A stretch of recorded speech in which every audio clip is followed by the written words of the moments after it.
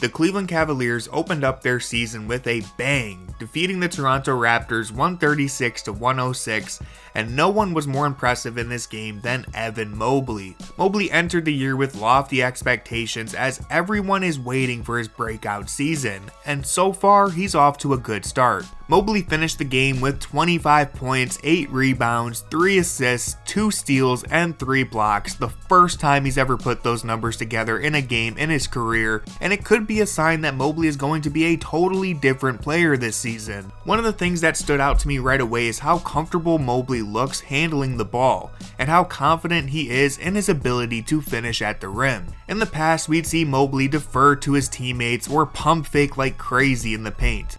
But in this opening game, he was decisive and assertive, applying his strength and getting straight to business. These quick decisions can lead to great things, like on this first play of the game where Mobley spins straight into a shot attempt and is able to beat the Raptors on his second and third jump to the rim.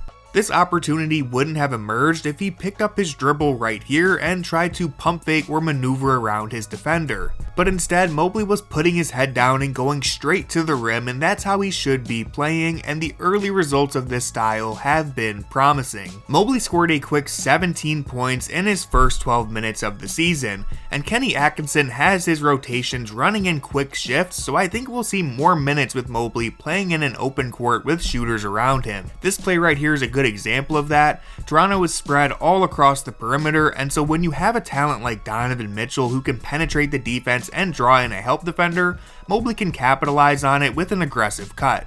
And this play right here is something I want to focus on. So Mobley clears the rebound and begins bringing the ball up the floor, which is something he would do on occasion in previous seasons, but let's stop right here and note something. This isn't Mobley running in transition at a breakneck speed after grabbing a rebound. This is Mobley bringing it up against a Toronto defense that is basically set up with multiple defenders back behind the three-point line. But again, pay attention to the spacing around Mobley in this lineup, and so he's able to calmly walk his man down into the paint and give him a bucket. And just to rewind real quick, this play didn't have time to fully unfold, but I like Sam Merrill coming over to screen for Mobley here. It's a nice wrinkle, and it's something we saw the Cavs do throughout this game, using Mobley in inverted pick and rolls. Like just a few plays later, Mobley again clears a rebound, brings it up against a set Toronto defense, and actually receives the ball screen from Merrill, which leads into a filthy spin move and a trip to the free throw line.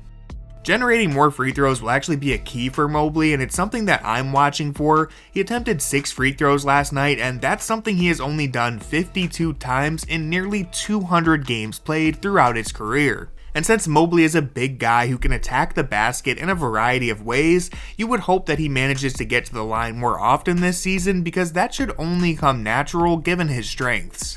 And then while we're talking about Mobley being used in different ways, let's look back at that first play of the game again, because it actually begins with Mobley setting a ball screen and then receiving a flare screen to catch on the wing in a one-on-one situation. And this is stuff that we just never saw the Cavs do for Mobley all of last season. So I don't think it's a coincidence that Kenny Atkinson decided to open up this year with this one in his playbook. The Cavs clearly plan on using Mobley in a non-traditional way, and I couldn't be happier. Later in the first quarter, we saw Mobley again bring the ball up the floor, and this time he receives a screen from Mitchell, who winds up drawing 2 to the ball and creating an advantage. So when LeVert attacks the gap, it's Mobley raining down a confident corner three-pointer.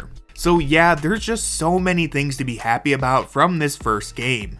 But before we finish, I have to mention that in addition to looking like a brand new player on offense, Mobley was still the same world-wrecking defensive player he has always been. His performance on that end of the floor was almost more impressive than his scoring. Mobley had Scottie Barnes in a torture chamber, and he was all over the court contesting shots and deterring drives. And honestly, I think it's sweet that we got to see another father-son duo take the floor in this game, because Barnes has a long way to go, but Mobley really gave him some quality lessons to take from this one.